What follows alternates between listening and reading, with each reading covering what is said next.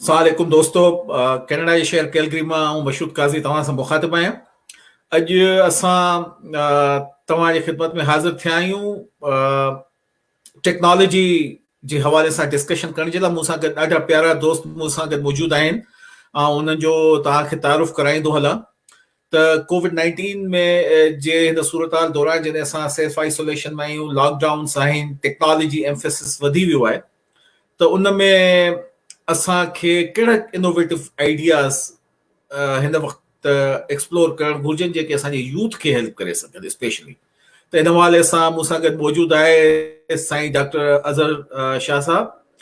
Doctor साहब pro wise chancellor आहिनि Sindh university Larkana campus जा, ऐं इंफॉर्मेशन टेक्नोलॉजी इन्हनि जी फील्ड ऑफ एक्सपर्टीज़ आहे जिन्हनि खे इन्हनि हेड कयो आहे सिंध यूनिवर्सिटी में। Welcome to the show Sain. Thank you sir, thank you, so nice of you sir. Sir कुर्ब। असां सां गॾु मौजूदु आहिनि जावेद सूमरो साहब यूके मां। जावेद सूमरो साहब बिग फोर जेके असांजूं फर्म्स आहिनि फॉर्चून 500 में जिन्हनि जो शुमार थिए थो, उन्हनि मां हिकु कंपनी में सीनियर क्लाउड आर्किटेक्ट जो कमु कनि था, and he has a very thorough understanding of the computing technology ऐं जेके रिसेंट इनोवेटिव ट्रेंड्स दुनिया में अचनि पिया। त जावेद साहब सां इन्हनि मौजूद ते ॻाल्हाईंदासीं। वेलकम जावेद साईं। थैंक यू काई साहब, थैंक यू फॉर इनवाइटिंग। ऐं असां सां गॾु मौजूदु आहिनि डॉक्टर मज़हर अली दोतियो साहब। साईं बेनज़ीर भुट्टो शहीद यूनिवर्सिटी लियारी में कंप्यूटर साइंस खे हेड कनि था ऐं तमामु सोशली वेरी एक्टिव पर्सन। ऐं उन्हनि खे ॾिसंदो आहियां त जेके असांजूं सिंध में जेके सोशल सर्विसिस थियनि थियूं टेक्नोलॉजी जे हवाले सां बेतमाशा पेपर्स बि लिखिया अथनि, अख़बारनि में आर्टिकल्स बि लिखनि था। त हिकिड़े हिसाब सां सहाफ़ी बि आहिनि जो टेक्नोलॉजी जे मौज़ू ते तमामु घणो लिखनि था। ऐं बेनज़ीर भुट्टो यूनिवर्सिटी खे जंहिं लेवल ते हींअर उहो पहुती आहे तंहिंमें यकीनन डॉक्टर मज़हर जो तमामु वॾो हथु आहे। Welcome to the show Sain. Thank U साईं, thank U very much.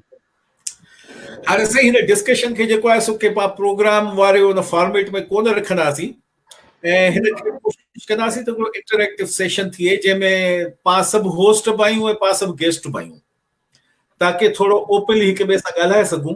Objective इहो आहे त हीउ जेको कोविड-19 वारी सिचुएशन जीअं मूं पंहिंजे इंट्रो में चयो त जॾहिं असां सेल्फ आइसोलेशन में आहियूं, सोशल डिस्टेंसिंग थिए पई, सॼी दुनिया ते टेक्नोलॉजी जेको आहे सो हाणे प्राइम कंसिडरेशन थी वई आहे त टेक्नोलॉजी अप एंड रनिंग हुजणु घुरिजे ऐं नवां एवेन्यूज़ निकिरनि पिया।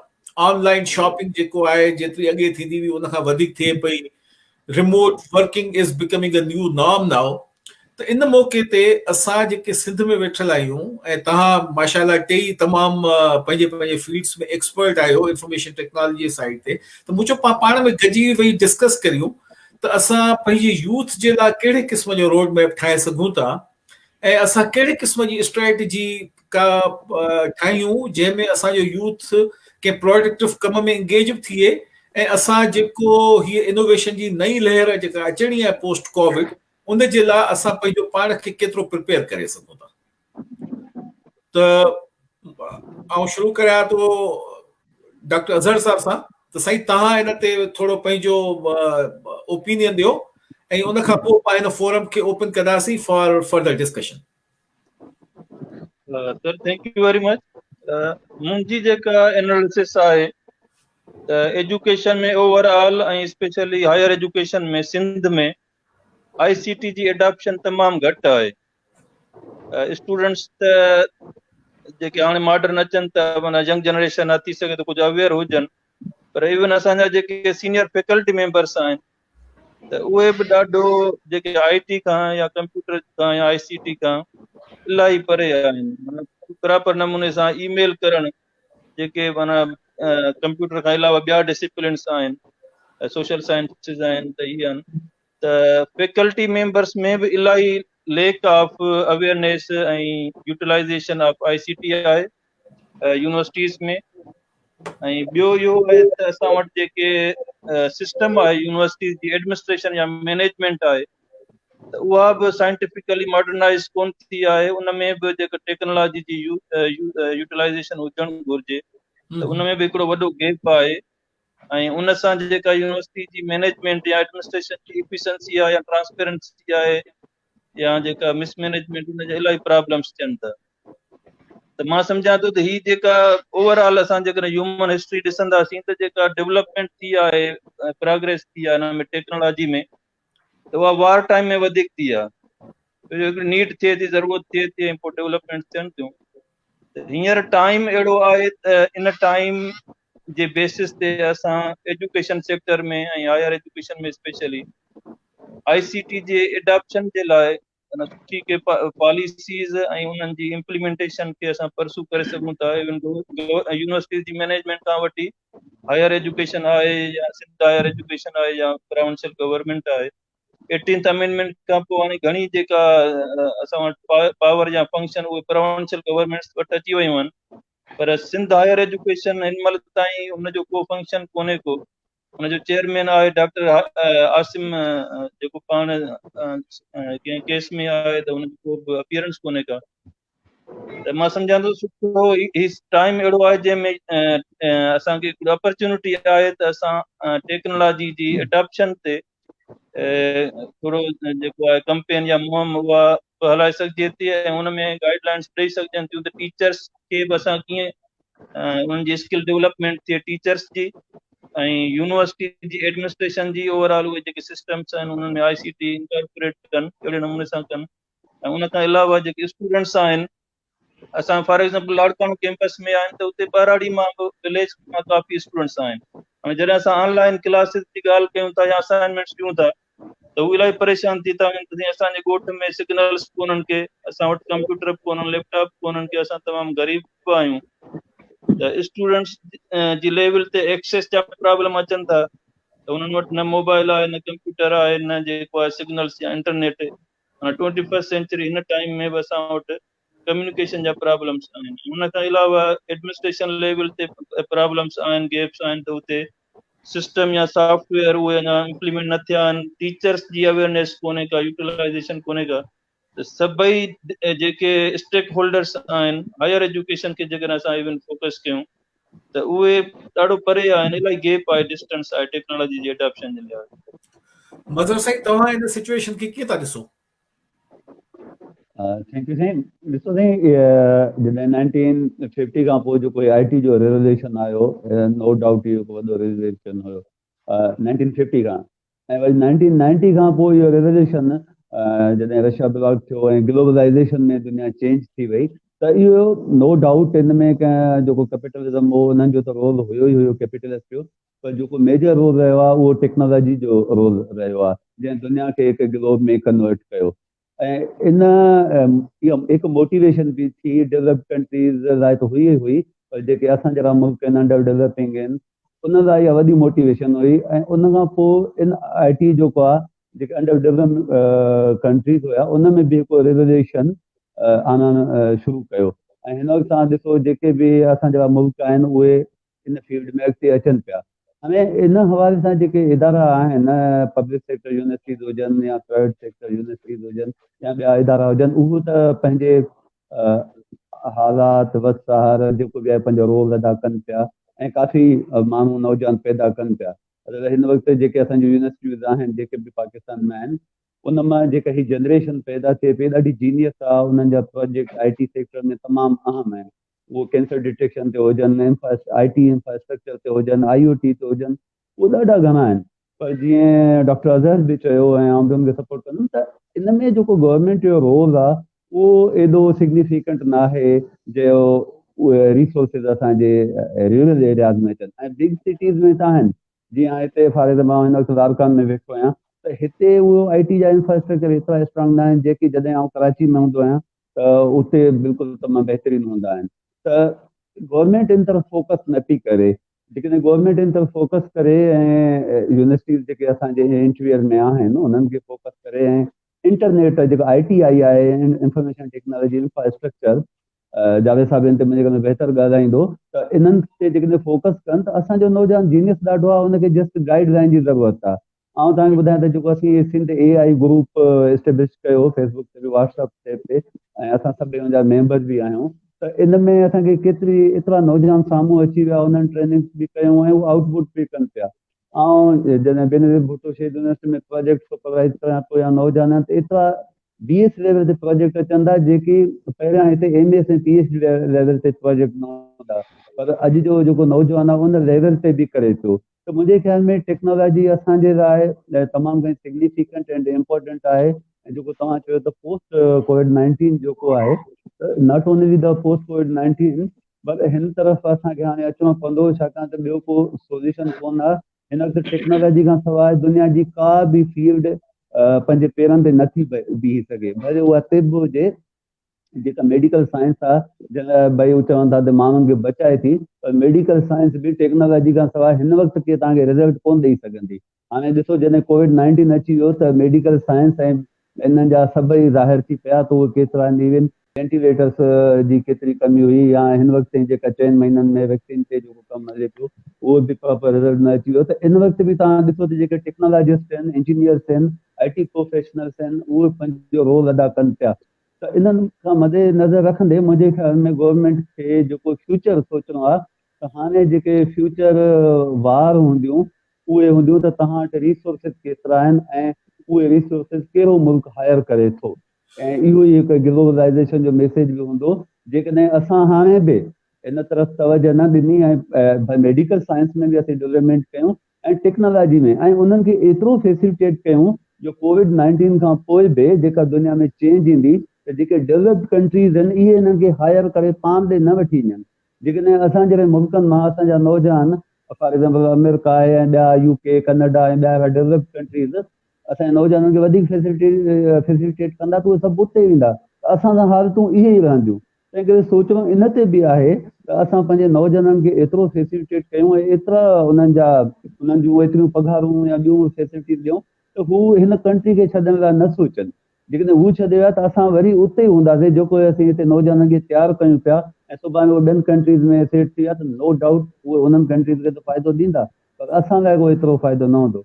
त आई थिंक टेक्नोलॉजी खे गवर्नमेंट लेवल ते वधीक फोकस करणु घुरिजे ऐं करणु घुरिजे, ऐं जेके यूनिवर्सिटीज़ आहिनि उन्हनि खे इन्हनि में हू वधीक यूनिवर्सिटीज़ खे स्ट्रेंथन कनि। तव्हांजी ॻाल्हि ॿिन्ही जी बिल्कुलु तमामु सही आहे। ऐं गवर्नमेंट जे हद ताईं त इहो आहे त वाक़ा करणु वस मुंहुं ॿुधणु कमु बरोच जो। त गवर्नमेंट खे त ज़ाहिर आहे उन्हनि जूं पंहिंजूं पॉलिसीज़ आहिनि, पंहिंजूं प्रायोरिटीज़ आहिनि। आई होप के पाण उन्हनि खे कंहिं तरीक़े सां परसू करे सघूं जो उन्हनि खां को बहितर information technology J point of view खां रोड मैप ठाराए सघिजे। पर जावेद साईं, असां हिन दौर में जिन्हनि मुल्कनि में रहूं था उते टेक्नोलॉजी ठीकु आहे, गवर्नमेंट जी प्रायोरिटी रहे थी ऐं गवर्नमेंट उन्हनि खे फैसिलिटेट बि करे थी, पर वी एज इंडिविजुअल्स या organization in the private sector उन्हनि खे बि पंहिंजो रोल प्ले करणो हूंदो आहे। त तव्हां छा था सम्झो त असां हिन वक़्तु जीअं डॉक्टर मज़हर ऐं डॉक्टर अज़हर साहब जिन चयो त गवर्नमेंट जो रोल वधीक एम्फेसिस थिए पियो, तव्हां छा था सम्झो त असांखे पाण बि अॻियां वधणु घुरिजे न? असांखे पाण खे कुझु पंहिंजे प्लानिंग सां बि त अॻियां अचणु घुरिजे। हाँ जी, बिल्कुलु तव्हां सही था चओ। मां थोरो ओवरव्यू ॾींदुमि with some background on the technology. जेको बि असांजो यूज़ केसिस आहिनि, असां टेक्नोलॉजी खे छो एडॉप्ट था कयूं, असांखे उन जी ज़रूरत छो आहे, ऐं असां उन सां कहिड़ा कहिड़ा जेको आहे यूज़ेस या असां उनखे छो यूज़ था करणु चाहियूं। फर्स्ट ऑफ ऑल असांखे इहो डिफाइन करणो आहे जी। त एजुकेशन सेक्टर थी वियो, असांखे बेसिकली बिज़नेस सेक्टर थी वियो, फाइनेंस सेक्टर थी वियो, जेकी बि इंडस्ट्रियलाइज़ यूज़ेज आहे। सो बेसिकली जेकी मेन शयूं आहिनि टेक्नोलॉजी में जेकी तव्हांखे ज़रूरत आहे, उहो तव्हांखे वॉइस एंड वीडियो, तव्हांखे कोलैबोरेशन जी ज़रूरत आहे, जेको असां हिन महिल कयूं था, असां वॉइस एंड वीडियो बि कयूं था। I can share some documents with U, I can send U the links, पोइ तव्हां जेको डॉक्यूमेंट्स व्यू कयो एंड पोइ असां उन शयुनि खे गॾु वेही करे उन डॉक्यूमेंट ते वर्क करे सघूं था। We can do the brainstorming ऐं असां कम्युनिकेट करे सघूं था। त collaboration, communication is the key. इहो जी बेसिक नीड आहे कंहिं बि ऑर्गेनाइजेशन में। हाणे उहा ऑर्गेनाइजेशन रही, एजुकेशन ऑर्गेनाइजेशन थी सघे थी, इंडस्ट्रियल ऑर्गेनाइजेशन थी सघे थी, फाइनेंशियल एनी ऑर्गेनाइजेशन थी सघे थी। इवन गवर्नमेंट ऑर्गेनाइजेशन ताईं थी वयूं त taking it to the background जॾहिं टेक्नोलॉजी स्टार्ट थी computer system was never meant to be an isolated system जैसा कम कर it was meant to be connected to a central CPU जेको असां मेन फ्रेम स्टार्ट थियो त मेन फ्रेम में छा थियो कि उन्हनि जेको हिकिड़ो मेन पावर हाउस ॾेई छॾियो डम टर्मिनल्स ॾेई छॾिया जंहिंमें यूज़र्स पंहिंजी इनपुट ॾींदा हुया उहो वञी करे प्रोसेस थी करे रिज़ल्ट्स वापसि ईंदा हुया 90s में अची करे जेको आहे डेस्कटॉप में जेको पावर कुछ वधीक अची वियो इवन पेंटियम सिस्टम्स जॾहिं आया it was equivalent to power of a mainframe system त पोइ टेक्नोलॉजी जी ड्राइव इन तरफ़ हली वई कि मेन प्रोसेसिंग वर्क हॉर्स जेको आहे उहो यूज़र एंड ते अची वञे एप्लीकेशंस ऐं एग्जीक्यूशन उते वधीक थियनि ऐं सर्वर्स एंड जेको आहे उहो सिर्फ़ु फैसिलिटेट करे the communication between the devices त इहा टेक्नोलॉजी चेंज थी पर एट दैट टाइम इंटरनेट एतिरो वाइड स्प्रेड न हुयो लोकल एरिया नेटवर्क्स वधीक जेको आहे क्विकर हुया इन करे डेस्कटॉप कोलैबोरेशन वधीक फास्ट थी उन खां पोइ इंटरनेट जेको एक्सपेंड थियो उन जी बैंडविड्थ तमामु वधी वई MPLS नेटवर्क्स अची विया you go into gigabit links between the zones त उन खां पोइ हुननि छा स्ट्रेटजी कई कि let's take the processing power back to the central जेको मेन फ्रेम जो कॉन्सेप्ट हूंदो हुयो पोइ टेक्नोलॉजी उन पासे हली वई अगरि तव्हां 2015 में कोई कंप्यूटर वरितो हूंदो त सुठो डिसेंट सिस्टम तव्हां डेस्कटॉप सिस्टम आहे या लैपटॉप सिस्टम आहे you will still be able to use that system now अगरि तव्हां ॾिसो डेस्कटॉप एंड ते हिकिड़ी लिमिट अची वई आहे दे नॉट एक्सपेंडिंग अगरि 3 गीगाहर्ट्ज़ जो CPU हूंदो त अॼु बि 3 गीगाहर्ट्ज़ जो CPU थो हले त टेक्नोलॉजी ड्राइव जेको आहे उहो यूज़र एंड खे एतिरो एक्सपेंड न कयो आहे उनखे इनहांस न कयो आहे छो जो हाणे ट्रेंड इहो आहे कि हाणे जेकी एग्जीक्यूशन पावर आहे it's going back into the central system उहो सेंट्रल सिस्टम हाणे क्लाउड सिस्टम थी वियो त हाणे तव्हांखे छा खपे you just need a decent system जे थ्रू तव्हां सेशन एस्टेब्लिश कयो टू योर क्लाउड रिसोर्सिस जंहिंमें तव्हांजी एप्लीकेशंस आहिनि सिधी तव्हांजी सिस्टम्स हलनि था उन जे थ्रू ई तव्हांजी video voice collaboration document collaboration ऐं कम्युनिकेशन तव्हांजी थिए थी सो हिन महिल जेकी की रिसोर्स ऑफ द इंफ्रास्ट्रक्चर जी ज़रूरत आहे उहो आहे तव्हांजो नेटवर्क इंफ्रास्ट्रक्चर कम्युनिकेशन इंफ्रास्ट्रक्चर जेको मोबाइल नेटवर्क्स पाकिस्तान में I think it's very decent मां हिते यूके में पाकिस्तान में वियो आहियां I've been very much satisfied. I was able to carry on my work remotely, whatever. Karachi में fiber optic network इलाही एडवांस आहे इनखे ज़रूरत आहे एक्सपेंड करण जी एटलीस्ट यूनिवर्सिटीज़ ताईं असांखे मल्टी गीगाबिट नेटवर्क्स खपनि बिल्कुलु सही ऐं असांखे टेक्नोलॉजी रोड मैप जेको आहे सो पंहिंजो यकीनन इम्प्रूव करणो पवंदो it's a need of time now हाणे असां गुंजाइश न आहे त असां दुनिया खां हिन सिस्टम में पोयां रहिजी वञूं डॉक्टर अज़हर साहब तव्हां सभिनी दोस्तनि जे लाइ हाणे आउं हिन डिस्कशन खे थोरो ॿिए रुख ते थो खणी वञा ॾिसो असां वटि यूथ टैलेंट ॾाढो आहे ॾाढा असां वटि होशियार ॿार बि मौजूदु आहिनि असां वटि तव्हां जहिड़ा लर्नेड माण्हू बि आहिनि असां वटि जावेद साईं जहिड़ा सुठा एक्सटर्नल एडवाइज़र्स बि मौजूदु आहिनि असां छो इहो नथा करे सघूं त पंहिंजे पंहिंजे यूनिवर्सिटीज़ में मिसाल तव्हां बेनज़ीर भुट्टो यूनिवर्सिटी आहे तव्हां सिंध यूनिवर्सिटी में आहियो तव्हां कुझु इंक्यूबेशन सेंटर्स पंहिंजा एस्टेब्लिश करियो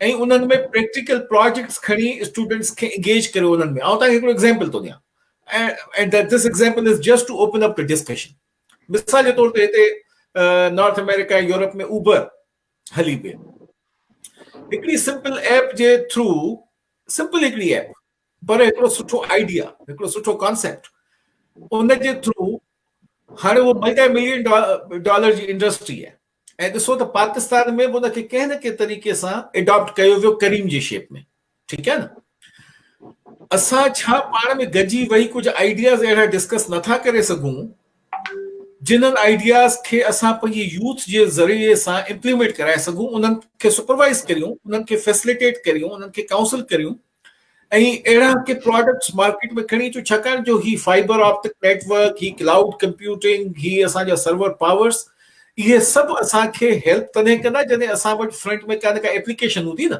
जेका उन्हनि ते रन कंदी हुजे। त असां पंहिंजो फोकस एप्लीकेशन डेवलपमेंट ते छो न पिया रखूं ऐं छा असांखे करणु घुरिजे? अज़र साईं। सर हाणे हिकिड़ो त असां वटि जेको स्टूडेंट्स जो फोकस आहे, फाइनल ईयर में स्टूडेंट प्रोजेक्ट्स ठाहिनि था, ऐं उन खां अलावा एमफिल में पीएचडी में रिसर्च प्रोजेक्ट्स थियनि था जिनमें एप्लीकेशन्स टेक्नोलॉजी जे लिहाज़ सां डेवलप थियनि थियूं, पर उहे सिर्फ़ु उन थीसिस या डिसर्टेशन ताईं रहिजी वञनि थियूं। उहे अॻिते हली मार्केट ताईं या उन्हनि जी जेका आहे प्रैक्टिकल इम्प्लीमेंटेशन आहे या सोसाइटी खे उन्हनि जो बेनिफिट आहे, उहा शइ असां वटि यूनिवर्सिटीज़ में या कैंपसिस में उहा इलाही पोइते आहे। सिर्फ़ु जेको प्रोजेक्ट जो एप्लीकेशन डेवलपमेंट जो या रिसर्च जो जेको असां वटि प्रोजेक्ट जो फोकस थिए थो, सिर्फ़ु एसि ताईं आहे जेसि ताईं उहो एग्ज़ाम पास करे डिग्री वठे थो। त इन बिल्कुलु असां तव्हां सां एग्री कयूं था त इन लेवल ते जेके बि असां वटि फाइनल ईयर जा अंडर ग्रेजुएट जा प्रोजेक्ट्स थियनि था या एमफिल जा पीएचडी जा प्रोजेक्ट्स थियनि था कंप्यूटर साइंस में, आईटी में, सॉफ्टवेयर में, त उन्हनि खे असां सुपरवाइज़र जे थ्रू, टीचर्स जे थ्रू, मैनेजमेंट जे थ्रू हिकिड़े अहिड़े हुन में फॉर्म में वठी अचूं त जीअं उन्हनि जो को असांजी सोसाइटी खे बेनिफिट थी सघे। बिल्कुलु। ऐं बज़र साईं, तव्हां यकीनन जेको सिंध आर्टिफिशियल इंटेलिजेंस जो ग्रुप ठाहियो आहे, इट्स अ कमेंडेबल वर्क। जो तव्हां हिकिड़ी छित जे अंदरि 100 खां मथे सिंध जे जेको क्रीम आर्टिफिशियल इंटेलिजेंस जा जेके रिसोर्स खे हिकिड़े हंधि इकठो कयो आहे। तव्हां मूंखे महिरबानी करे इहो ॿुधायो त जेकॾहिं हिकिड़ो त असांजी यूनिवर्सिटी जा स्टूडेंट्स आहिनि जेके फाइनल ईयर जो प्रोजेक्ट जे तौर ते हिन कम खणनि था, पर तव्हां पंहिंजा रिसोर्सिस इकठा करे जेके असांजा ग्रेजुएट स्टूडेंट्स आहिनि या जेके प्रोफेशनल फील्ड में वञी विया आहिनि, उन्हनि खे नथा इकठा करे सघो ऐं उन्हनि सां आइडिया शेयरिंग करे का इनोवेशन लैब टाइप जी शइ ठाहे ऐं तव्हां का नवां प्रोडक्ट्स नथा डेवलप करे सघो? उन में छा हर्डल आहे? मूंखां आहे क्वेश्चन। अच्छा जी साईं। सर, हीअं त जेको इहो क्वेश्चन आहे ॾाढो बेसिक न, इन ते ई असीं कमु कयूं पिया। हिकु त जेको सिंध आर्टिफिशियल इंटेलिजेंस जो ग्रुप आहे तव्हांजे साम्हूं आहे, उनजो पर्पज़ बि इहो आहे त असां जेके ग्रेजुएट आहिनि उहे उनखे असीं मोटिवेट कयूं ऐं फैसिलिटेट कयूं त नवां प्रोजेक्ट कंदा आहियूं। उन में तव्हां बि आहियो, साईं जन बि आहिनि, ऐं जीअं असांखे रिसोर्सिस मिलनि। ॿियो जेको यूनिवर्सिटी में असीं कमु पिया कयूं, आउं त पंहिंजी यूनिवर्सिटी जी ॻाल्हि कंदुमि ऐं डेफिनेटली सभिनी यूनिवर्सिटी में इहो कमु थिए पियो, त असीं थोरा जेके फाइनल ईयर प्रोजेक्ट आहिनि उन्हनि जे ट्रेंड खे बि असीं चेंज कयो आहे। या ॿियो असीं इहो ट्राई कई आहे त जेके कोर्सिस आहिनि, स्पेशली 3rd सेमेस्टर खां पोइ जेके बि कोर्सिस आहिनि उन्हनि में असीं उन्हनि खां हर कोर्स जो प्रोजेक्ट वठूं था। फॉर एग्ज़ाम्पल असीं जेके उन्हनि खे असीं बेसिक इलेक्ट्रॉनिक्स पढ़ायूं था, त असीं उन खां इलेक्ट्रॉनिक्स जो प्रोजेक्ट ॾाढो नंढो हिकु रोबोट ठारायूं था या ॿियो कुझु ठारायूं था, असीं को ड्रोन ठारायो, कुझु ठारायो।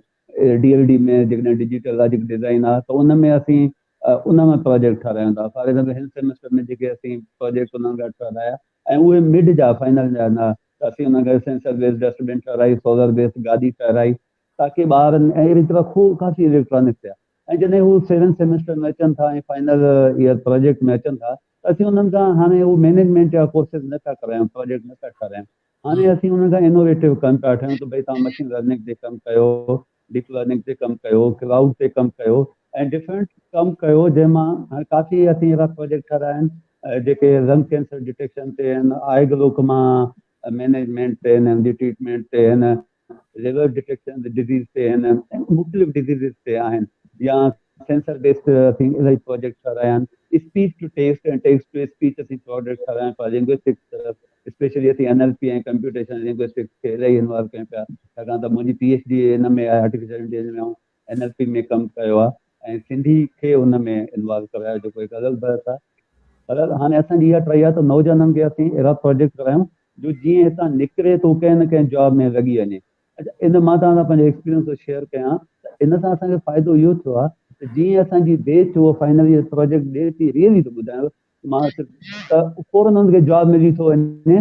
इवन हुनखे डिग्री बाद में थी मिले, पहिरियां हुनखे जॉब मिली थो वञे। त हिन वक़्तु बि जेकॾहिं पंहिंजे डिपार्टमेंट जो तव्हांखे मिनिमम रेशो ॿुधायां, जेका असांजी faculty of computer science and IT आहे, तो 85+ ॿार जीअं उहो निकिरनि था तो को सॉफ्टवेयर हाउस में थो लॻी वञे, को कंहिं इंडस्ट्री में थो लॻी वञे। ऐं ॿियो असां हुनखे छा था कयूं त असीं हुनखे जॉब डिपेंडेंट न पिया बणायूं, असीं हुनखे एंटरप्रेन्योरशिप तरफ़ था वञूं। त काफ़ी असांजा स्टूडेंट उहे आहिनि जीअं निकिरनि था त हू पंहिंजो हिकु ग्रुप करे पंहिंजो बिज़नेस एस्टेब्लिश था कनि, को कंप्यूटर सेंटर था खोलनि, ॿियो कुझु था कनि, ऐं हू हुन मां एतिरी अर्निंग कनि था जो हू कंहिं जॉब तरफ़ ॿिए जॉब तरफ़ नथा वञनि। असीं हुनखे इहो कॉन्सेप्ट था ॾियूं त तव्हां जॉब ॾींदड़ थियो, जॉब वठंदड़ न थियो, ऐं इन सां इलाही फ़ाइदो पियो आहे असांखे। त असीं अॼुकल्ह जंहिं ट्रेंड ते पिया कमु कयूं त ॿारनि खे इनोवेटिव प्रोजेक्ट ॾियूं जेके उन्हनि खे फ्यूचर में हेल्प कनि ऐं हू सिखनि। त इन लाइ असीं थर्ड में फॉर एग्जाम्पल थर्ड सेमेस्टर में जेके हुनखे जावा कराई, त फोर्थ खां ई असां उन्हनि खे पाइथन ते असीं उन्हनि ते पाइथन ते पिया कमु करायूं। ऐं जीअं उहो 6th सेमेस्टर में अची था वञनि त को न को डीप लर्निंग जो प्रोजेक्ट खणनि था। तंहिं करे असांजा मेजोरिटी प्रोजेक्ट इहे आहिनि जेके हू आर्टिफिशियल इंटेलिजेंस में ऐं डीप लर्निंग तरफ़ वञनि था। जॾहिं इहे शयूं ॾिठियूं त पोइ असीं सोचियो त भला अहिड़ो कमु कयूं त जेके पूरी सिंध में ग्रेजुएट थी विया आहिनि असीं उन्हनि खे सपोर्ट कयूं। त पोइ असीं सिंध AI ग्रुप एस्टेब्लिश कयो ऐं उन में तव्हांजी डॉक्टर मोहम्मद ख़ान जी महिरबानी, तव्हां स्कॉलरशिप ॾिनो ऐं असांजा साईं सिंध यूनिवर्सिटी लारकान कैंपस मां पंहिंजो नवाब शाह मां इन्हनि डिफरेंट यूनिवर्सिटीज़ मां, इवन असांजी यूनिवर्सिटी मां काफ़ी छोकिरा आहिनि हू बेसिक कोर्स कनि पिया, ऐं इवन IBM मां असांजो दोस्त आहे उहो हुन हेल्प कई।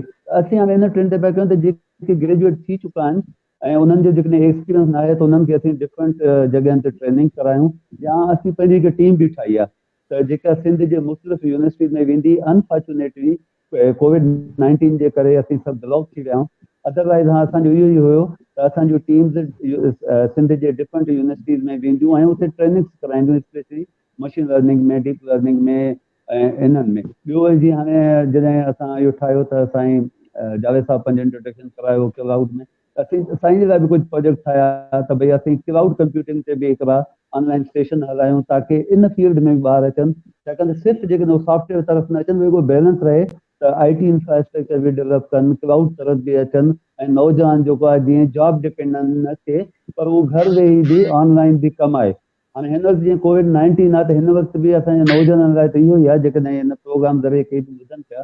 हिन वक़्तु ॾिसो हार्वर्ड यूनिवर्सिटी फ्री में 40 सर्टिफिकेट कोर्स कराए पई, ॾाढा बहितरीन आहिनि। गूगल कराए पई एंड कोर्सेरा ते तमामु घणा पिया आहिनि, ऐं ॿिया इलाही इदारा आहिनि जेके मुफ़्त में सर्टिफिकेशन कोर्स कराइनि पिया। त जेकॾहिं नौजवान असांजा हिन वक़्तु उहे बि घर वेठा आहिनि ऐं सिर्फ़ु सोशल मीडिया खे यूज़ न कनि पर इन तरफ़ अचनि, ऐं उहो कंहिं बि फील्ड में हुजे, not only the student of the computer science, पर ॿिया बि उहे बेसिक कोर्स करे सघनि था। उन में हर फील्ड जा कोर्स थिया आहिनि ऐं उहे बेसिक कोर्स हाणे कनि त उन मां इलाही फ़ाइदो पइजी वेंदो ऐं हिन COVID-19 खे असीं इलाही जेका यूज़फुल बनाए सघूं था। या इवन मां कुझु ॾींहं अॻु में हिकु सजेशन ॾिनी त भई असां लॉकडाउन असांजो सक्सेसफुल नथो वञे, असीं कंहिं न कंहिं कम जे हवाले सां ॿाहिरि निकिरूं था, त जेकॾहिं असांजा इहे जेके शॉपकीपर आहिनि, सब्ज़ी वारा आहिनि, इहे जेके फेसबुक ते पंहिंजो पेज ठाहिनि ऐं पंहिंजा जेके प्रोडक्ट्स आहिनि उहे रखनि, उनजी क़ीमत रखनि ऐं पंहिंजे मोले वारनि खे बि कनेक्ट कनि ऐं हर हिकु खे जेको ऑर्डर ॾियनि घर में ईअं सामान ॾियनि, त असांजो लॉकडाउन बि इवन सक्सेसफुल थी वेंदो। ऐं जेको कोरोना हिन वक़्तु ॾिसो केॾो पखिड़िजी रहियो आहे, सॼी सिंध में पखिड़िजी वियो आहे, सॼे पाकिस्तान में पखिड़िजी वियो आहे। त इहे सभु शयूं बि काफ़ी हवाले सां घटिजी वेंदियूं ऐं माण्हू at the door step facilitate थींदा। बिल्कुलु सही जावेद साईं, ही दौर जेको हींअर हले पियो इन में mostly focus obviously cloud computing ते तमामु घणो आहे, छाकाणि जो now you don't need to have high investments on ground ऐं तव्हां क्लाउड मां जेतिरो बि चाहियो कंप्यूटिंग पावर वठी सघो था। या जेको फ्यूचरिस्टिक पॉइंट ऑफ व्यू खां मिसाल जे तौर ते क्रिप्टो करेंसी जेका आहे it will be a new norm, इहो अॼु या 10 सालनि खां पोइ या 20 सालनि खां पोइ थिए, but it is coming up. या मिसाल जे तौर ते AR VR आहे, या जेका ही मशीन लर्निंग जो जेको साईं कॉन्सेप्ट ॿुधाइनि पिया आर्टिफिशियल इंटेलिजेंस जो, ऑब्वियसली इन जो हेल्थ केयर में बि पोटेंशियल आहे, इन जो एजुकेशन में बि पोटेंशियल आहे ऐं इन जो रिटेल इंडस्ट्री में बि पोटेंशियल आहे। एज एन IT एक्सपर्ट छा सजेस्ट तव्हां कंदा असांजे यूथ खे सिंध जे त कहिड़ी स्ट्रेटेजी हुजणु घुरिजे जंहिंजे थ्रू असां पंहिंजे ॿारनि खे इन शयुनि में इंगेज करे सघूं? आई थिंक सभिनी खां पहिरियों त असांखे ॿारनि खे इहो ॿुधाइणु खपे कि प्रोसेसिस छा आहिनि। हे मशीन लर्निंग थी वई, ब्लॉकचेन थी वई जेका basis of your crypto currency आहे, ये सब टेक्नोलॉजीज आहिनि, ये सब त बेसिकली कोई भी प्रोजेक्ट आहे तव्हां कयो था उन जे लाइ कुझु रिसोर्सिस खपनि। रिसोर्सिस फॉर एग्जांपल तव्हां वटि थी वयूं जेके एप्लीकेशन डेवलपर्स थी विया, कोडर्स थी विया, ॿियो तव्हां वटि डेवऑप्स टीम थी वयूं जेकी इन्वायरमेंट खे बिल्ड कनि थियूं, और ॿिया तव्हां वटि डिज़ाइनर्स थी विया जेका उन सॼी रिक्वायरमेंट खे एनालाइज़ था कनि, हिकिड़ो प्रोजेक्ट जो जेको आहे डिज़ाइन ठाहे करे डिलीवरी टीम्स खे ॾियनि था, सो डिलीवरी टीम्स उनखे बिल्ड थी कनि अकॉर्डिंग टू द सोल्यूशन जेको डिफाइन थियल आहे, और एप्लीकेशन टीम्स उन सां गॾु कमु थी कनि। त इहो मुख़्तलिफ़ रिसोर्सिस गॾु मिली करे हिकिड़ो प्रोजेक्ट कंदियूं आहिनि। प्रोजेक्ट मैनेजमेंट थी वई, एजाइल मेथोडोलॉजी हले थी, टोगा फ्रेमवर्क छा आहे, ये सभु जेका फ्रेमवर्क्स आहिनि इहे हिकिड़े प्रोजेक्ट खे ड्राइव कंदा आहिनि, और प्रोजेक्ट जेको आहे उन जे थ्रू कंप्लाई करे अॻिते हलंदो आहे। हाणे टेक्नोलॉजी जी बेस ते जेको आहे असांखे प्लेटफॉर्म चूज़ करणो हूंदो आहे। हाणे उहो प्लेटफॉर्म असां वटि AWS क्लाउड आहे, एज्योर क्लाउड आहे, गूगल GCP क्लाउड, ये टे मेन स्ट्रीम आहिनि। हर जेको आहे क्लाउड प्रोवाइडर चाहे थो कि उनखे अडॉप्ट कयो वञे, उन जे लाइ उन्हनि जेको आहे पंहिंजी डॉक्यूमेंटेशन ऑनलाइन एतिरी ओपनली रखी छॾी आहे कि तव्हांखे कोई बुक्स या कोई रिसोर्सिस जी ज़रूरत नाहे, तव्हांजी डॉक्यूमेंटेशन में वञी करे U can acquire any knowledge U want. तव्हांखे सपोज कि मशीन लर्निंग जो प्रोजेक्ट आहे या कोई एनालिटिक्स जो प्रोजेक्ट आहे, त तव्हांखे सिर्फ़ु इहो डिफाइन करणो आहे कि तव्हांखे प्रोसेस जे लाइ कंपोनेंट्स कहिड़ा खपनि, तव्हांखे लॉजिक एप्स खपनि या तव्हांखे जेको API मैनेजमेंट जा कंपोनेंट्स खपनि। त इहो तव्हां सभिनी खां पहिरियों कंपोनेंट्स डिफाइन कंदव कि तव्हांखे कहिड़ा कहिड़ा कंपोनेंट्स खपनि, ऐं उहो कंपोनेंट्स पाण में कमु कीअं कंदा, हिकिड़ो तव्हां पाण डिज़ाइन ठाहींदव। उन खां पोइ तव्हां यू कैन चूज़ कि तव्हां एज्योर में वञो या AWS में वञो, all of them have got the same components available, costing online calculators available आहिनि, ऐं हिकिड़ी डेवलपमेंट एनवायरनमेंट तव्हांखे बिल्ड करण लाइ you don't need any expense, तव्हांखे फ्री जेको आहे सब्सक्रिप्शन में सभु सिस्टम्स अवेलेबल आहिनि, you can just build all the environment, test it out. Cost जो कंसर्न एटलीस्ट डेवलपमेंट स्टेज ते न आहे। तव्हां हिकिड़ी जेको मां जेको सजेस्ट कंदुमि, सभिनी खां पहिरियों हिकिड़ी प्रोडक्ट डेवलप कयो, उनखे टेस्ट कयो, हिकिड़ी MVP जेकी मिनिमम वायबल प्रोडक्ट हूंदी आहे उनजी POC ठाहियो, दैट प्रूफ ऑफ कॉन्सेप्ट तव्हां वटि ठही वञे, दैट मेक्स अ प्रोडक्ट। उन खां पोइ तव्हां मार्केट में वञी करे उनखे सेल करे सघो था। U can do the demonstration कि भई हे असां प्रोडक्ट ठाहियो आहे, हीअं असां तव्हांजो डेटा इंजेस्ट कंदासीं पंहिंजी इन्वायरमेंट जे अंदरि, एनालिटिक्स करे या मशीन लर्निंग जे थ्रू तव्हांखे आउटपुट्स ॾींदासीं, आउटपुट जे लाइ पावर BI जा टूल्स आहिनि, जेको बि तव्हां डिफाइन कयो था। त I think the process should be, अगरि तव्हां प्रोजेक्ट्स में वञो था फाइनल ईयर में, त इन फ्रेमवर्क सां वञो, माइंडसेट सां कि तव्हां हिकिड़ो वर्केबल प्रोजेक्ट तव्हां ठाहियो था जेको हिकिड़ो मार्केट में जहिड़ी डिमांड हुजे, पोइ तव्हां उनखे वञी करे सेल कयो या जेको बि ऑर्गेनाइजेशन जेके तव्हां टारगेट कयो था उहो तव्हां कयो। But from the technology perspective इन जे लाइ को वॾी इन्वेस्टमेंट जी ज़रूरत न आहे। MVPs ठाहिण या POCs ठाहिण इहो लाइक वॾो बेनिफिट आहे जेको हिन महिल मौजूदु आहे। The only thing you need is a decent system जेका स्टूडेंट्स वटि हुजनि, जेका प्रोजेक्ट्स करणु चाहिनि था, ऐं हिकिड़ी डिसेंट बैंडविड्थ। अॼुकल्ह हर शइ जेको आहे HTTPS तव्हांजो ब्राउज़र बेस्ड आहे, उन जे थ्रू अगरि तव्हां वटि क्लाउड कंप्यूटिंग में के बि पोर्टल ते एज्योर में तव्हां वटि एक्सेस आहे, त तव्हां वॾा वॾा डेटा सेंटर्स ठाहे सघो था, वॾी वॾी एप्लीकेशन डिप्लॉय करे सघो था। मज़र साईं, तव्हां खां हिकिड़ो सुवाल डॉक्टर अज़हर साहिब भले हुनजो जवाबु ॾियनि। तव्हां जीअं ॿुधायो, इट इज़ वेरी इनकरेजिंग कि तव्हां पंहिंजे स्टूडेंट्स खे जेको आहे सो जेके प्रोजेक्ट्स ॾियो था रोबोटिक्स में ॾियो था या मशीन लर्निंग ते या इन क़िस्म जी जेके मॉडर्न टेक्नोलॉजीज़ आहिनि उन ते तव्हांजा स्टूडेंट्स पंहिंजे फाइनल ईयर जा प्रोजेक्ट्स कनि था। त तव्हांजा इहे जेके प्रोजेक्ट्स आहिनि सो मुंहिंजे नज़र में उहे मोर और लेस हिकिड़ी POC जे लेवल ते हूंदा, छाकाणि जो जेसि ताईं तव्हांजा छोकिरा उहो प्रोडक्ट ठाहे तव्हांखे डेमोन्स्ट्रेट कोन कंदा हूंदा, तेसि ताईं त तव्हां मार्कूं बि कोन वठी सघंदा। कुझु न कुझु कॉन्सेप्ट प्रैक्टिकल लाइफ में उहो तव्हांखे ॾेखारींदा हूंदा त हीअ शइ हीअं वर्क कंदी। हाणे जेकॾहिं उहा शइ इन स्टेज ते पहुतल आहे त छा तव्हां उन्हनि जूं IPs पंहिंजे स्टूडेंट्स खे रिलीज़ करियो था त उहे जॾहिं सुभाणे मार्केट में अचनि था ऐं हिकिड़ी टीम ऑफ 5-10 पीपल ठाहे उन ई प्रोडक्ट खे जेको आहे सो नेक्स्ट लेवल ते खणी वञनि?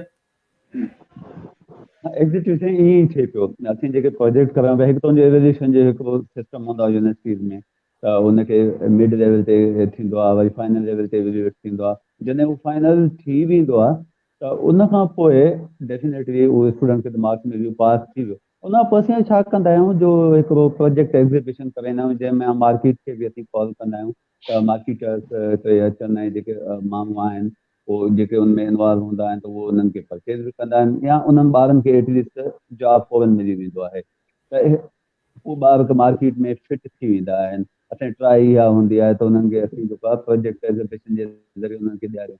ॿियो जॾहिं उते उहे अचनि था त मीडिया उन्हनि खे कवर करे थी। हाणे आउं तव्हांखे ॿुधायां त लास्ट टाइम मूं हिकु 2 छोकिरियूं रियारी जूं, रियारी हिकिड़ो पुठिते इलाइक़ो आहे ऐं यूनिवर्सिटी कयो हुते इलाही डेवलपमेंट आहे। इहे 2 छोकिरियूं उतां जूं, उन्हनि हिकु प्रोजेक्ट कयो वाना पिंग, ऐं हुनजो सुपरवाइज़र हुउमि। वाना पिंग में कॉन्सेप्ट हिन जो इहो त भई तव्हां रियारी में जिते बि वञो या सिटी में, त पोइ तव्हांखे किचिरो नज़र आयो, तव्हांजो फोटो कढो ऐं तव्हां हुनजे इदारनि खे मोकिलियो, उहो इदारो हुन खे कंदो। के इलेक्ट्रिक जो मसइलो आहे, ॿिए कंहिंजो मसइलो आहे, त सभु कनि पिया। ऐं उन में जेका अख़बार में रिपोर्ट छपी, उन खां पोइ उहा गूगल ते बि अचे, डिफरेंट वेबसाइट्स हुनखे कयो। उन खां पोइ गर्ल्स राइज़िंग का ऑर्गेनाइज़ेशन आहे, अमेरिका जी आहे या किथां जी आहे, उहो हिते पाकिस्तान में आया ऐं उन्हनि जो इंटरव्यू कयो ऐं उहो अञा उन्हनि खे मीन्स रिज़ल्ट अनाउंस न थी ऐं केई में उन्हनि खे जॉब मिली वियो। ऐं अहिड़ी सक्सेस स्टोरीज़ तमामु घणियूं हूंदा असां। मां त एटलीस्ट पंहिंजी जेका फैकल्टी ॻाल्हि कंदुमि, डिपार्टमेंट जी ॻाल्हि कंदुमि, त हू डिफरेंट कॾहिं आगा खान में था लॻी वञनि, कॾहिं किथे था लॻी वञनि, जॾहिं असीं मुंहिंजा प्रोजेक्ट उन्हनि में कयूं था या इवोल्यूशन में असीं को इंडस्ट्री जो माण्हू आणूं था, त पोइ हू उन्हनि खे हायर करे वञनि था। त मुंहिंजी इहा स्ट्रेटेजी आहे, ऐं पंहिंजे डिपार्टमेंट खे जो हेड कयां थो, फैकल्टी खे हेड कयां थो, उन में पंहिंजे ॿारनि खे इन वे में अॻिते खणी हलां त जीअं उहो मार्केट में रन थी वञनि। त अच्छा, इन में हिकिड़ी इन शइ ते मां ॿुधायो ऐं अज़र साईं, तव्हां बि हिनखे कॉम्प्लीमेंट कजो त असांजो हिन वक़्तु फोकस इहो हुजणु घुरिजे त असांजा स्टूडेंट्स ॿाहिरि निकिरी जॉब में वञनि, या असांखे थोरो पंहिंजे फोकस खे ब्रॉडन करणु घुरिजे त असांजा ॿार जेके जॉब में वञनि, सो त भली जॉब में वञनि, पर असां उन्हनि जे अंदरि जेको इंटरप्रेन्योर कैपेबिलिटीज़ आहिनि उन्हनि खे बि एनहेंस करियूं ताकि ऐं इन ते दे कैन बी इन ते पियो कयां मां सां जी जी जी त साईं। आउं इन ते पियो कयां, तव्हांखे अॻु में ॿुधायां त असां जेको आहे ॿार जीअं अचे थो, अॻु में जेके हाणे ट्रेंड असीं चेंज कया आहिनि, शुरू में ई असां उन्हनि जे कननि में इहा ॻाल्हि था विझूं त भई तव्हांखे जॉब डिपेंडेंट नाहे थियणो, तव्हांखे एंटरप्रेन्योर थियणो आहे ऐं पंहिंजा बिज़नेस करणा आहिनि। हाणे ॿार जॾहिं हू कंहिं बि फील्ड में, नेटवर्किंग में हुजनि, सॉफ्टवेयर में डेवलपमेंट में हुजनि, या जंहिं बि फील्ड में जॾहिं उहे एक्सपर्ट थियनि था, त असांजा अक्सर उन्हनि जो फर्स्ट टारगेट इहो आहे त असीं पंहिंजो को सॉफ्टवेयर हाउस डेवलप कयूं, एस्टेब्लिश कयूं, या पंहिंजो को कंप्यूटर सेंटर एस्टेब्लिश कयूं। उन खां पोइ उहे ॿार, इहे त फर्स्ट लेयर जा ॿार थी विया जेके वधीक कॉम्पिटेंट आहिनि। पर जेके मिडिल लेवल जा ॿार आहिनि, जेके वधीक कॉम्पिटेंट न आहिनि पर लेस बि न आहिनि, पोइ उहे जॉब लाइ वञनि था। ऐं जेके बिल्कुलु लेस ते आहिनि त उहे पोइ नंढे जॉब लाइ वञनि था, या पोइ ॿाहिरि किथे कोई अहिड़ो कमु कनि था। असां जेका पंहिंजे डिपार्टमेंट में स्ट्रेटेजी डेवलप कई आहे, ईअं कई आहे। सर आउं सम्झां थो त माना कैरिकुलम आहे ॿई यूनिवर्सिटी बेनिफिट्स आहिनि। हिकिड़ो त स्टूडेंट खे बेनिफिट थिए थो जेको प्रोजेक्ट करे थो, त प्रोजेक्ट्स जेके बि स्टूडेंट चाहे for example computer science, software engineering या IT जे स्टूडेंट चवंदा आहिनि त उहे जॉब लिंक्ड हूंदा आहिनि, उहे उनखे मार्केट में जॉब फाइंड करण में या कवर करण में हेल्प कनि था। पर उन खां अलावा ॿियो जेको यूनिवर्सिटी में हिकिड़ो इदारो आहे जंहिंखे असां ORIC चवंदा आहियूं, office for research innovation and commercialisation, उन जो फंक्शन इहो हूंदो आहे त यूनिवर्सिटी में जेका नई टेक्नोलॉजी, नओं आइडिया या इनोवेशन थिए थी त उनखे कमर्शलाइज़ कीअं कजे ऐं मार्केट ताईं कीअं पहुचाइजे। ज़बरदस्त। उहे जेके इंस्टीट्यूट्स आहिनि, ऑफिसिस आहिनि, उहे HEC जे तरफ़ां इस्टेब्लिश त थियूं आहिनि यूनिवर्सिटीज़ में, सिंध में थियूं आहिनि, पर उन्हनि जो अञा उहो आउटपुट कोन पियो अचे। उहे जेके बि ऑफिसिस आहिनि त उहे माना उन्हनि जी जेके हेड आहिनि या उन्हनि जी मैनेजमेंट आहे, उन्हनि जी बि शायदि कैपेसिटी बिल्डिंग थियणु घुरिजे, ट्रेनिंग थियणु घुरिजे। त इहो जेको आइडिया आहे ORIC वारो, कमर्शलाइजेशन वारो, त यूनिवर्सिटीज़ में जेका इनोवेशन थिए थी, न्यू टेक्नोलॉजी अचे थी, प्रोडक्ट्स डेवलप थियनि थियूं, स्टूडेंट्स त करे उहे वञनि था, पंहिंजी मार्केट फाइंड कनि था, पर यूनिवर्सिटीज़ उन्हनि प्रोडक्ट्स खे अॻिते वठी वञी करे ऐं कमर्शलाइज़ करे उन मां यूनिवर्सिटीज़ जो रेवेन्यूज़ बि जनरेट थी सघे थो, ऐं असांजी इंडस्ट्री खे, सोसाइटी खे, गवर्नमेंट खे उन में हेल्प थी सघे थी। त इहो तव्हांजो ॾाढो सुठो आइडिया आहे त असां माना सिर्फ़ु इंडिविजुअल लेवल खां जेको आहे उहो थोरो ब्रॉडन करे हिनखे इंस्टीट्यूशनल लेवल ते, कंट्री लेवल ते, नेशनल लेवल ते उन्हनि आइडियाज़ खे, उन्हनि इनोवेशन्स खे असां इम्प्लीमेंट कयूं, ऐं इहो ओवरऑल हिकिड़ो कल्चर आहे जेको असां खे क्रिएट करणु घुरिजे। उन जे लाइ मां पंहिंजे कैंपस जे तरफ़ां असांजो प्लान आहे त असां हिकिड़ो मैगज़िन अंडर ग्रेजुएट स्टूडेंट जी इहा कैपेबिलिटी कोन हूंदी आहे त उहो रिसर्च जर्नल में रिसर्च आर्टिकल्स लिखनि या ई कनि, त जेके सिंपल प्रोजेक्ट्स आहिनि उन्हनि जे आइडियाज़ या साइंटिफिक जेका नॉलेज आहे उन्हनि जी डिसेमिनेशन या अवेयरनेस जे लाइ असां लोकल लेवल ते, कैंपस लेवल ते, डिपार्टमेंट लेवल ते मैगज़िन्स खे बि मुंहिंजे लिहाज़ सां प्रोमोट करणु घुरिजे, स्पेशली यूथ जे लिहाज़ सां। त उनमें असांजा साइंटिफिक राइटर्स उहे बि क्रिएट थियनि, प्रिपेयर थियनि, ऐं उन्हनि खां अलावा जेका आइडियाज़ जी नॉलेज जी आहे डिसेमिनेशन उहा थिए। ऐं मज़र साहब ॿुधायो त असां कंदा आहियूं प्रोजेक्ट्स जी एग्ज़िबिशन, पर उनजो बि स्कोप लिमिटेड हूंदो आहे, त उनखे जेका असां एग्ज़िबिशन कयूं था फाइनल ईयर प्रोजेक्ट्स जी या एमफिल जी हिननि जे प्रोजेक्ट्स जी, त उन्हनि खे असांखे वधीक उन्हनि जो जेको स्कोप आहे या जेको उन्हनि जी रीच आहे, आउटरीच आहे, उनमें गवर्नमेंट आहे, उनमें इंडस्ट्री आहे ऐं सिविल सोसाइटी आहे, ॿियनि इंस्टीट्यूट्स जी पार्टिसिपेशन आहे, ओवरऑल यूथ जी पार्टिसिपेशन आहे।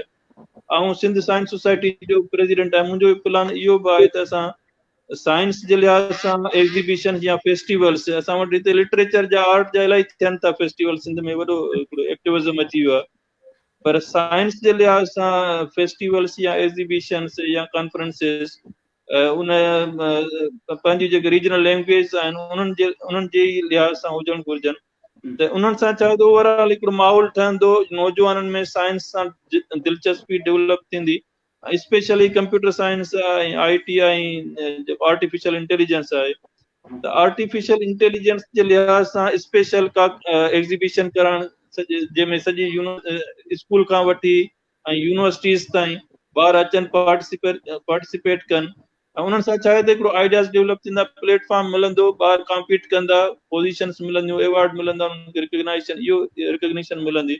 ॿियो लिटरेचर जे लिहाज़ सां मैगज़िन इंट्रोड्यूस कजनि ऐं उन्हनि जे लिहाज़ सां इहो माहौल ठाहे सघिजे थो। इहे कुझु एक्टिविटीज़ आहिनि जेके असां इंडिविजुअल लेवल ते या इंस्टीट्यूशन लेवल ते without even support of government असां पंहिंजे लेवल ते कुझु इंडिविजुअल्स मिली करे असां करे सघूं। मूंखे हिकिड़ी ॻाल्हि महिरबानी करे ॿुधायो, तव्हां ऐं मज़हर साहब ॿई, त यूनिवर्सिटीज़ में एंटरप्रेन्योरशिप ते कुझु कोर्सेस तव्हां पढ़ायो था ॿारनि खे? हाँ जी साईं, असीं त पढ़ायूं था। असांजो बिल्कुलु इहो IT में बि CS में बि इहो कोर्स रखियल आहे, असीं एंटरप्रेन्योरशिप जो कोर्स कंदा आहियूं। ॿी ॻाल्हि ॿुधायां, तव्हां डॉक्टर अज़हर अली शाह जी ॻाल्हि खे 100% सेकंड थो कयां, त जेके असांजे यूनिवर्सिटी में ओरिक जो डिपार्टमेंट आहे, अनफॉर्चुनेटली थिए छा पियो, उन में मतिलबु आउं पाण एकेडमिक आहियां एंड यूनिवर्सिटी फैकल्टी मेंबर आहियां, त कंहिं को न को प्रोफेसर विहारनि था, ऐं उहो प्रोफेसर नो डाउट रिसर्च में त ॾाढो सुठो आहे, पर हुनजा इंडस्ट्री सां तालुकात न आहिनि या मार्केट सां तालुकात न आहिनि, त जेके उहे प्रोजेक्ट उते डेवलप थियनि पिया उहे मार्केट ताईं न पिया पहुचनि। ऐं नो डाउट जीअं साईं चयो त एग्ज़िबिशन जेको लिमिटेड आहे, मेन जेको जंहिं इदारे जो कमु आहे उहो उते जेकॾहिं असां वटि हिकु इंडस्ट्री जो माण्हू अची वञे जेको रिसर्च ओरिएंटेड हुजे, त मुंहिंजे ख़्याल में जेके हीउ प्रोजेक्ट ॿार असांजा जीनियस आहिनि, नो डाउट सुपरविजन हुनजी बेस्ट थिए पई, पर उनखे कोई प्रमोट करे, ऐं प्रमोट में एज़ अ फैकल्टी हेड या फैकल्टी मेंबर असांजो जेको कमु आहे प्रोजेक्ट डेवलप करायो वधि में वधि हुनजी एग्ज़िबिशन ताईं। त जीअं ओरिक आहे उते कोई इंडस्ट्री जो माण्हू हुजे जेको डिफरेंट सॉफ्टवेयर ऐं ॿियनि इंडस्ट्रीज़ सां कनेक्टेड हुजे ऐं रिसर्च ओरिएंटेड हुजे, आई थिंक ॾाढो बहितरीनु कमु थींदो, जेको हिते पाकिस्तान में अञा ताईं कोन ॾिठो वियो आहे। माण्हुनि खे अपॉइंट करण ज़िमेदारी कंहिंजी आहे? उहो डेफिनेटली यूनिवर्सिटी मैनेजमेंट जी आहे। ऐं साईं अज़हर साईं, तव्हां त प्रो वाइस चांसलर आहियो, माशाअल्लाह, मतिलबु तव्हांजी त जुरिसडिक्शन हुजणु घुरिजे त तव्हां इंडस्ट्री जे माण्हुनि खे अची अपॉइंट करियो पाण वटि। भले जेकॾहिं तव्हांजी यूनिवर्सिटी जो को प्रोफेसर हुजे बि सही, त इंडस्ट्री जे माण्हू खे तव्हां को चेयर करे छॾियो। आउं त सम्झां असांजे इंडस्ट्री जा माण्हू इवन ऑनररी बेसिस ते, वॉलंटियर बेसिस ते अची तव्हांखे करे सपोर्ट कनि। हिते साईं को भले कमेंट ॾे ऐं कट कयां त हू पोइ हुनखे कम ई करणु कोन ॾींदा, मतिलबु इहो जेको आहे असांजो इंटरनल कुझु आहे, पोइ उनखे कम बि करणु कोन ॾींदा। बाक़ी हाणे साईं ॻाल्हाए। सर असल में छा आहे जो माना इहे जेके पोस्ट क्रिएट थियूं आहिनि, ऑफिसिस क्रिएट थियूं आहिनि असां वटि यूनिवर्सिटीज़ में, पर उन्हनि जा जेका आहे स्टेट्यूटरी बॉडीज़ आहिनि, जीअं सिंडिकेट आहे या जेके फिनांस प्लानिंग कमेटी आहे, उतां उन्हनि जी बजट थींदी आहे, पोस्टूं सेंक्शन थींदियूं आहिनि, ऐं पोइ उन्हनि में जेका अपॉइंटमेंट आहे त उहा एडवर्टाइज़ थिए, कॉम्पिटिशन ते माण्हू मेरिट ते अचनि, इंडस्ट्री जे बैकग्राउंड वारा माण्हू अचनि, त उहा शइ थिए कोन थी। असां ज़ाहिर आहे जेका अपॉइंटमेंट लेवल ते अथॉरिटी आहे उहा आहे वाइस चांसलर वटि या सिंडिकेट वटि, इवन प्रो वाइस चांसलर वटि न आहे। सो हाणे जॾहिं असां वाइस चांसलर थियूं त पोइ असां वटि अथॉरिटी हूंदी करे सघूं था, पर फिलहाल असां वाइस चांसलर साहब खे जावेद साईं, असांखे इन नॉर्म्स खे कंहिं न कंहिं तरीक़े सां टोड़णो त पवंदो। बिल्कुलु एक्सपर्ट छा था सजेस्ट करियो त असां खे मतिलबु छा करणु घुरिजे? सर, इलाही इम्पोर्टेंट, मोस्ट इम्पोर्टेंट टॉपिक आहे इहो।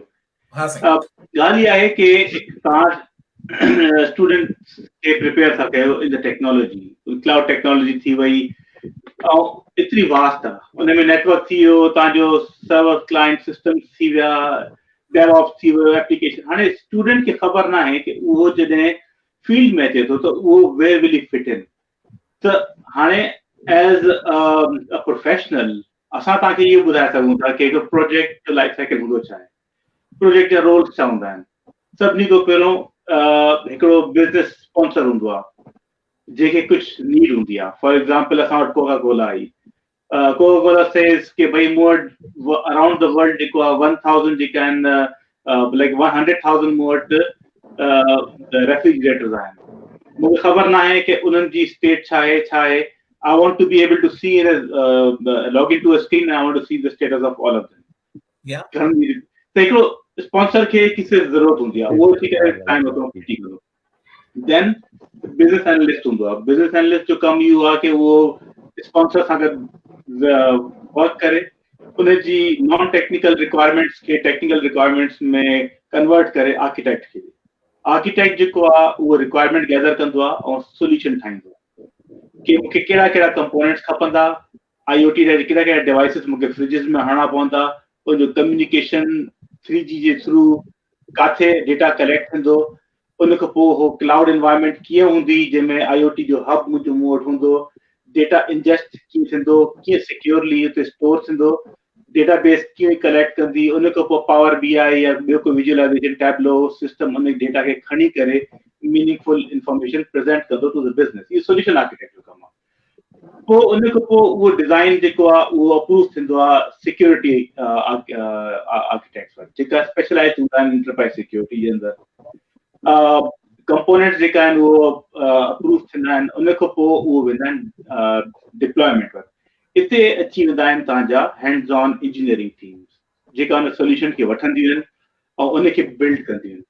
बिल्ड कीअं, पंहिंजो जेको आहे पोर्टल ते वञी करे पंहिंजे browser J through point and click उहो एनवायरनमेंट बिल्ड थींदी। उन खां पोइ जेका एप्लीकेशन डेवलपर्स आहिनि उहो उन में एप्लीकेशन खे इंजेस्ट कंदा, उन खां पोइ टेस्ट रन थींदो, बिज़नेस खे प्रेज़ेंटेशन ईंदी, दे विल साइन ऑफ। त इहे सभु रोल हाणे इहो हिकिड़ो जेको प्रोसेस आहे पूरो entire life cycle of the project, जंहिंमें स्पॉन्सर अचे थो, उन खां पोइ सॼो सोल्यूशन ठहे थो, पोइ डिप्लॉय थो थिए। हाणे असांखे स्टूडेंट्स खे ॿुधाइणो आहे कि इहो सॼो प्रोसेस छा आहे, कीअं आहे, and where you want to fit in. You want to become a DevOps engineer, you want to become a cloud engineer, specific storage जो तव्हां एक्सपर्ट आहियो, या एप्लीकेशन डेवलपर आहियो, या एप्लीकेशन आर्किटेक्ट आहियो, या तव्हां जेको आहे हिकिड़ो सोल्यूशन आर्किटेक्ट ठहणु था चाहियो, या तव्हां सिक्योरिटी आर्किटेक्ट ठहणु था चाहियो, या तव्हां हिकिड़ो बिज़नेस एनालिस्ट ठहणु था चाहियो। इहे सभु इलाही इंपॉर्टेंट रोल्स आहिनि।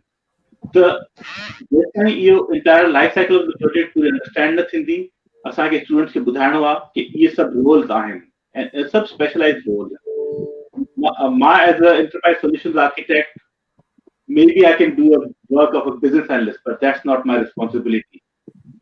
उन खां पोइ DevOps engineer मां solution ठाहियां थो, I'm not responsible to build that environment. I'm not responsible to do the coding of that environment. These are roles आहिनि। Basically असांखे ये सभु roles जेका आहिनि define करे, ये सभु material असांखे यूनिवर्सिटी में कढणा आहिनि। We want to have good DevOps engineers, we want to have good cloud engineers, we want to have good solution architects, business analysts, even good project managers, IT project managers. Yes. So इहो न आहे की असांखे सिर्फ़ पढ़ाई करे छोकिरा market में आणनि and then leave it to them, जाके उन्हनि खे ख़बर न आहे कि हो छा करणु था चाहिनि. त I think this will be very beneficial. असां पूरो रोड मैप जेको आहे life cycle of the project define करे उहो एजुकेट कयूं सभिनी खे ऐं उन्हनि खे पोइ let them choose their own specific field in the IT. साईं डिस्कशन त एॾो इंटरेस्टिंग आहे जो मुंहिंजी दिलि चाहे पई त इनखे कंटिन्यू कजे कलाक जा कलाक, पर I respect your time also. Not Pakistan में राति देर घणी थी वई आहे ऐं असां वटि बि जेको लंच ब्रेक वारो टाइम आहे सो ख़तम थियण वारो आहे, तंहिंजे करे हिनखे इंशाल्लाह नेक्स्ट स्टेज ते खणी हलंदासीं. पर हाणे हिकिड़ो मूंखे महिरबानी करे सभु तव्हां टई दोस्त हिकु मिंट जो क्विक जेको आहे सो पंहिंजी ऑब्जर्वेशन ॾियो. हू टॉलस्टॉय जो किताब हो न त नेट छा कजे, त इहो जेको नेट छा कजे आहे सो आहे इम्पोर्टेंट. त आख़िर असांखे छा करणु घुर्जे ऐं पोइ पाण हिनखे समअप कंदासीं ऐं वरी इंशाल्लाह के नेक्स्ट सेशन में we will take it further to the next level. Sain Azhar Sahib. Sir मां सम्झां थो त अॼु सुठो ब्रेन स्टॉर्म सुठो थियो हिन टेक्नोलॉजी जे लिहाज़ सां, युथ जे लिहाज़ सां. असां बि वरी इंटरेक्ट कंदासीं जेके युथ आहिनि असांजे कैंपस जे लिहाज़ सां या असांजे जेके इंटरेक्शन में आहिनि, त उन्हनि खां बि असां आइडियाज़ कलेक्ट कंदासीं त हू छा फील कनि था ऐं कीअं असां उन्हनि खे फैसिलिटेट करे सघूं था. ऐं इहो जेको आहे ब्रेन स्टॉर्मिंग लेवल ते कमु करे ऐं नेक्स्ट जेको सेशन थींदो त उन में असां वधीक सॉलिड तरीक़े सां कंहिं प्रोपोज़ल ते अची वेंदासीं इंशाल्लाह. अॼु सुठो थियो आहे, हिकिड़ो इंट्रोडक्शन थियो आहे, इंटरेक्शन थियो आहे ऐं हिनखे वधीक कंटिन्यू करे असां नेक्स्ट सेशन में कंहिं कंक्लूजन ते आणींदासीं इंशाल्लाह. मज़र साईं. साईं मां त इहो चवंदुमि त हाणे ॾिसो जेको 90 खां पोइ ग्लोबलाइज़ेशन में असीं कन्वर्ट थी वियासीं. हाणे ॾिसो कोविड-19 खां पोइ छा पियो थिए ऐं हिन ते मां पंहिंजो जेको बुक हाणे मुंहिंजो पब्लिश थियो आलमगीर ऐं सिंधी समाज ग्लोबलाइज़ेशन एंड सिंधी सोसाइटी, उनमें मूं इहो ॾिनो आहे त मुंहिंजो ट्राई यार या मक़सदु बुक जो इहो रहियो आहे त भई हिन वक़्तु असांखे ग्लोबलाइज़ेशन खे सम्झणो आहे ऐं दुनिया डेफिनेटली नेशनलाइज़ेशन खां या इंटरनेशनलाइज़ेशन खां ग्लोबलाइज़ेशन तरफ़ वञे थी. उन में कहिड़ियुनि शयुनि जो रोल आहे, डेफिनेटली उनमें सभ खां अहम रोल असांजो टेक्नोलॉजी जो ऐं बिज़नेस मॉडल जो आहे. टेक्नोलॉजी में इनखे असांखे इन तरफ़ वञिणो आहे ऐं पंहिंजी जेका जनरेशन आहे जेका यूनिवर्सिटी में पढ़े पई ऐं जेका यूनिवर्सिटी में ईंदी इन वे सां इनेबल कयूं त उहो पंहिंजो पाण खे बचाइनि, पंहिंजी सोसाइटी खे बि बचाइनि, पंहिंजे कल्चर पंहिंजी ॿोली खे बि बचाइनि. ईअं न त ग्लोबलाइज़ेशन जे चकर में हू पंहिंजे कल्चर खे बि विञाए विया आहिनि, पंहिंजी ॿोली खे बि विञाए विया आहिनि ऐं पंहिंजियूं जेके असांजूं रीतियूं रस्मूं आहिनि उहे बि विञाए वेहनि ऐं न पोइ असीं हेॾां जा रहंदासीं न होॾां जा रहंदासीं. हिन जेको ट्रेंड हले पियो त ग्लोबलाइज़ेशन जे चकर में असीं पंहिंजी ॿोली खे इदारनि में इग्नोर था कयूं ऐं असां कल्चर पंहिंजे घरनि में या ॿाहिरि इग्नोर था कयूं. जेके असांजूं रीतियूं रस्मूं आहिनि उथण वेहण जूं, खाइण पीअण जूं, शादियुनि जी गमियुनि जी, उहे सभु ख़तमु थींदी पियूं वञनि ऐं टेक्नोलॉजी खे असां जंहिं वे में यूज़ था कयूं त इहो इनफ न आहे. असां सोशल मीडिया यूज़ करे चऊं त भई असां हाणे टेक्नोलॉजी जे दौर में शामिल थी विया आहियूं, पर टेक्नोलॉजी जो प्रॉपर यूज़ेज ऐं पंहिंजे असांखे बचाईंदे टेक्नोलॉजी प्रॉपर यूज़ रखी ऐं टारगेट असांखे इहो रखिणो आहे त we will have to be global.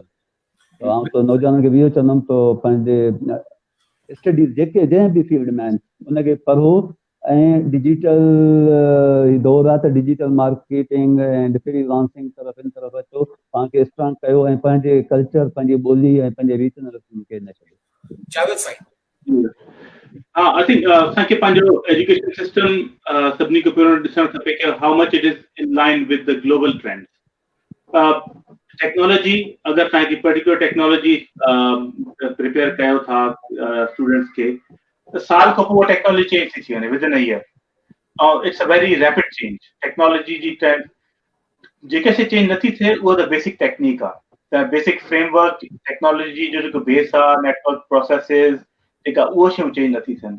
त फर्स्ट ऑफ ऑल असांखे इहो इंश्योर करणो पवंदो कि स्टूडेंट्स खे बेसिक नॉलेज डिजिटल लॉजिक जी या नेटवर्क प्रोटोकॉल्स जी बेसिक नॉलेज उन्हनि वटि सॉलिड नॉलेज मौजूदु आहे. ॿी शइ इहा कि जेको मां पहिरियों ॿुधायो कि इहो टेक्नोलॉजी जो जेको फ्रेमवर्क आहे, प्रोजेक्ट कीअं थो हले, एंड टू एंड प्रोजेक्ट केरु छा थो करे और हिकु प्रोजेक्ट कीअं शुरू थींदो आहे, कीअं ख़तमु थींदो आहे. इहो अंडरस्टैंड करणु ज़रूरी आहे। उन खां पोइ जॾहिं इन नॉलेज सां गॾु स्टूडेंट अगरि जॾहिं फील्ड में अचे थो त they will catch up with the technology of that time. छो जो हे जेको पंहिंजो यूनिवर्सिटी इनिशियल 2-3 साल गुज़ारनि था, उन खां पोइ फाइनल ईयर में अचनि था, if they have the basic technology knowledge and if they know all the frameworks, the TOGAF framework, the agile methodologies, they are aware of it. The unna time mein they finally mentioned that they can catch up with the latest technology which is in the market, and they can drive the projects forward using that technology. Agar sa shuru mein inan ke technology padhayan ida se, by the time they're graduating that technology will be out.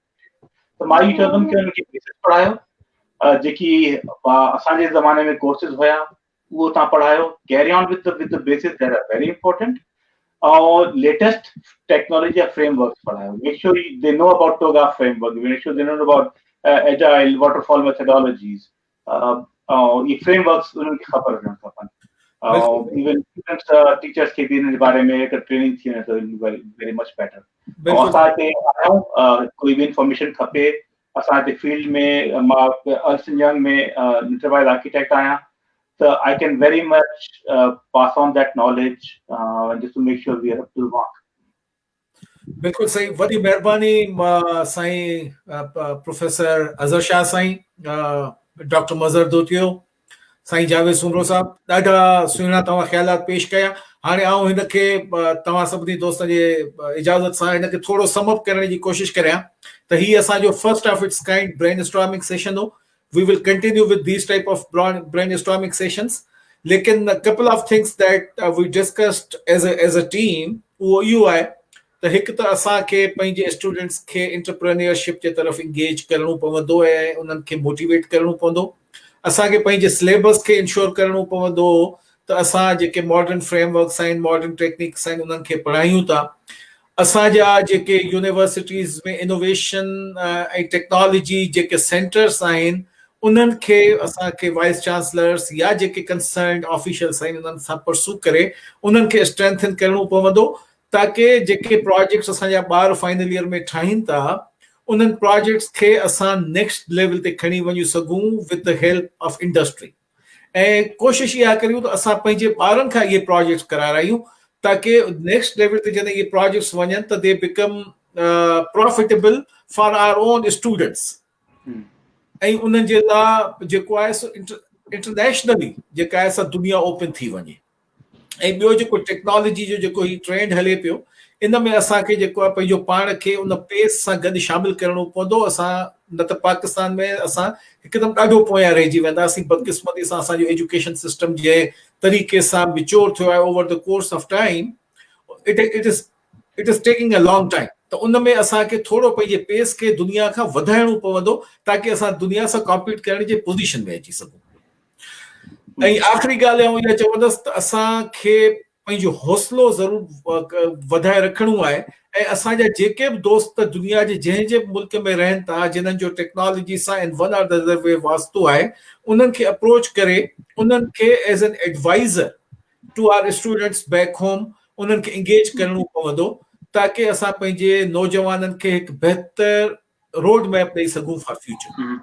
इन्हनि लफ़्ज़नि सां गॾु साईं आउं तव्हां सभिनी खां इजाज़त वठंदुसि। इंशाअल्लाह हयाती आहे त साथ सलामत, सिंध सलामत। Thank you.